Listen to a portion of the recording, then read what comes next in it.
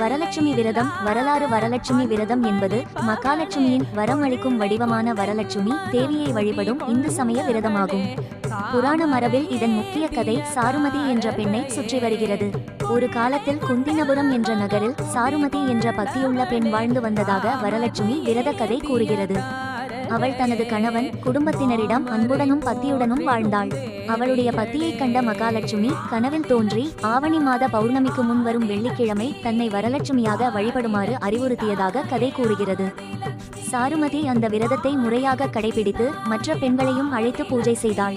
அதன் மூலம் குடும்பத்தில் செல்வம், வளம், மகிழ்ச்சி மற்றும் நல்வாழ்வு பெருகியதாக பக்தி மரபில் கூறப்படுகிறது. வரலட்சுமி என்றால் வரம் கூட்டல் லட்சுமி சமன். வரலட்சுமி அதாவது பக்தர்களுக்கு விரும்பிய நல்ல வரங்களை அருளும் மகாலட்சுமியின் வடிவம் என்று பொருள்.